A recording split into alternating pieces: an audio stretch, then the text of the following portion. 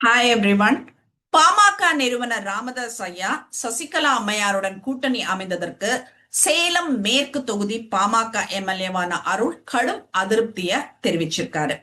தமிழக சட்டப்பேரவை தேர்தல்ல திமுக, அதிமுக, தாவேக, நாதாக கட்சிகள் தலைமையில 4 முனை போட்டி நிலவி வருது. இதில் அதிமுக கூட்டணியில பாமக தலைவர் அன்புமணி இடம்பெற்றிருக்கிறார். ராமதாஸ் தரப்பினர் அதிமுக, திமுக, தாவேக உள்ளிட்ட கட்சிகளோட கூட்டணி அமைக்க எடுக்கப்பட்ட முயற்சிகள் பின்னடைவை சந்திச்சிருக்கு. இந்த நிலையில சசிகலா அம்மையார் பொதுச் செயலாளராக இருக்கும் புரட்சி தலைவர் மக்கள் முன்னேற்ற கழகம் கட்சியுடன் ராமதாஸ் ஐயா கூட்டணி அமைச்சிருக்காரு. இவர்கள் 234 தொகுதிகளிலும் போட்டியிட போவதா அறிவிச்சிருக்காங்க. இதுக்கு ராமதாஸ் ஆதரவு பாமக நிர்வாகிகள் பலரும் அதிருப்தி தெரிவிச்சிருக்காங்க. சேலம் மேற்கு தொகுதி பாமக எம்எல்ஏவான அருள் அன்புமணியை கடுமையா எதிர்த்துட்டு வராரு. ராமதாஸ் அவர்களோட நம்பிக்கைக்கு உரியவராகவும் தீவிர ஆதரவாளரும் இருக்கிற இந்த அருள் அவர்கள் சசிகலாவுடன் ராமதாஸ் கூட்டணி வைத்ததற்கு அதிருப்தியை தெரிவிச்சிருக்காங்க.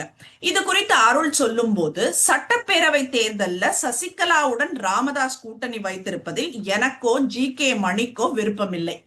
கட்சியில இருக்கிற பெரும்பாலான நிர்வாகிகளும் எங்களது கருத்தையே சார்ந்திருக்காங்க. சசிகலாவுடன் வச்சிருக்கிற இந்த கூட்டணி குறித்து கட்சி மேலிடத்துல அதிருப்தி தெரிவிச்சிருக்கேன்.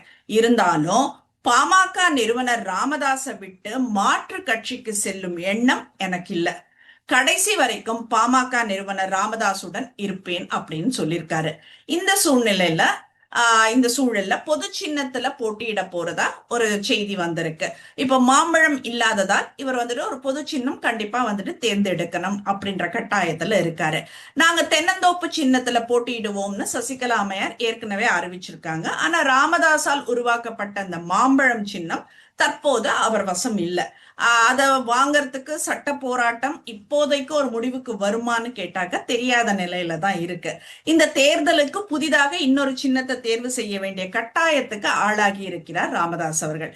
அதன்படி தங்கள் கட்சிக்கு பொதுவான ஒரு சின்னத்தை ஒதுக்க கோரி தேர்தல் ஆணையத்தை அவர் அணுகவிருப்பதா சொல்லப்படுது.